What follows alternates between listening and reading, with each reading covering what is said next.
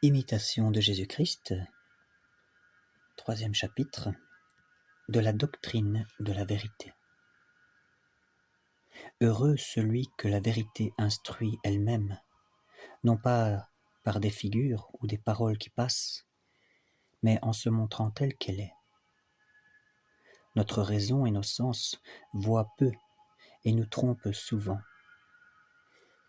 À quoi servent ces disputes subtiles sur des choses cachées et obscures, qu'au jugement de Dieu on ne nous reprochera pas d'avoir ignorées? C'est une grande folie de négliger ce qui est utile et nécessaire, pour s'appliquer curieusement à ce qui nuit.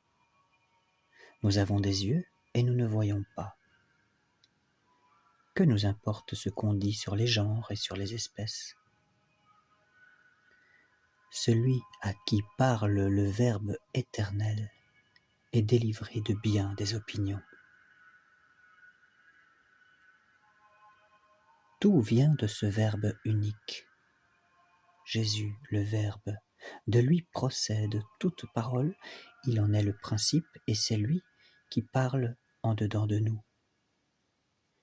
Sans lui, pas d'intelligence. Sans lui, aucun jugement n'est droit. Celui pour qui une seule chose est tout, qui rappelle tout à cette unique chose et voit tout en elle, ne sera pas ébranlé, et son cœur demeurera dans la paix de Dieu. Ô vérité, qui est Dieu, fais que je sois un avec toi dans un amour éternel. Souvent j'éprouve un grand ennui à force de lire et d'entendre, mais en toi est tout ce que je désire, tout ce que je veux.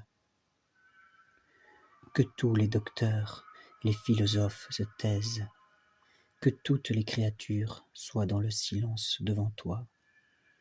Parle-moi, toi seul.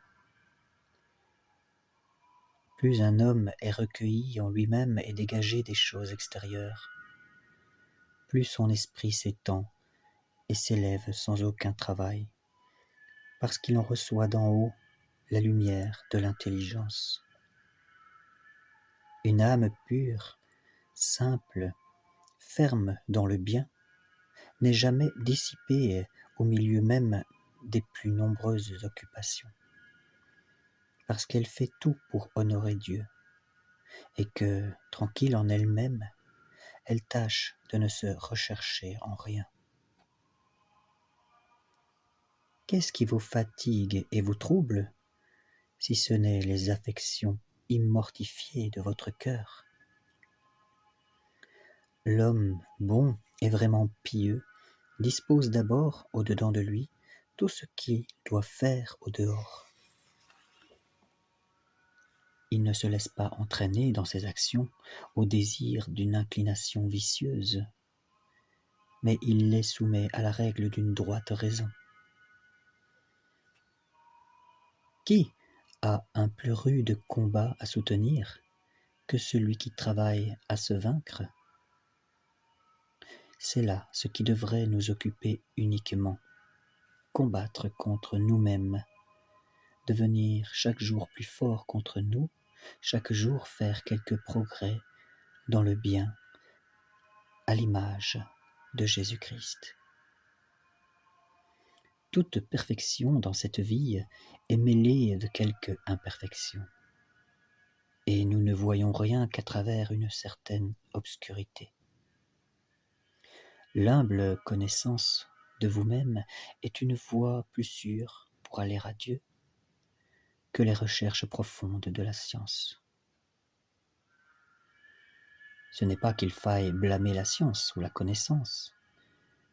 Non, car elle est bonne en soi et dans l'ordre de Dieu. Seulement, on doit préférer toujours une conscience pure et une vie sainte. Mais parce que plusieurs s'occupent davantage de savoir que de bien vivre, ils s'égarent souvent et ne retirent que peu ou pas de fruits de leur travail. Oh, s'ils avaient autant d'ardeur pour extirper leurs vices et pour cultiver la vertu, que pour remuer de vaines questions. on ne verrait pas tant de maux dans la société, ni de scandales dans le peuple, ni même tant de relâchement chez les religieux, les chrétiens et les monastères. Certes, au jour du jugement, on ne nous demandera pas ce que nous avons lu, mais ce que nous avons fait. On ne nous demandera pas si nous avons bien parlé, mais si nous avons bien vécu.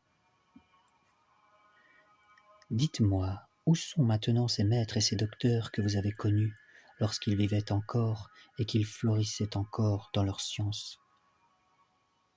D'autres occupent à présent leur place, et je ne sais s'ils pensent seulement à eux. Ils semblaient pendant leur vie être quelque chose, et maintenant on n'en parle plus. Oh, que la gloire du monde passe vite! Plût à Dieu que leur vie eût répondu à leur science. Ils auraient lu alors et étudié avec fruit. Qu'il y en a qui se perdent dans le siècle par une vaine science et par l'oubli du service de Dieu, et parce qu'ils aiment mieux être grands que d'être humbles, ils s'évanouissent dans leurs pensées. Celui-là est vraiment grand, qui a une grande charité. Celui-là est vraiment grand, qui est petit à ses propres yeux, et pour qui les honneurs du monde ne sont qu'un pur néant.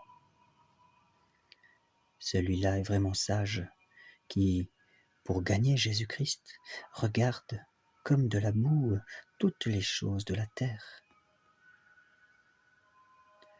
Celui-là possède la vraie science, la vraie connaissance, celui qui fait la volonté de Dieu et renonce à la sienne. Que ta volonté soit faite sur la terre comme au ciel. Au nom du Père, du Fils et du Saint-Esprit.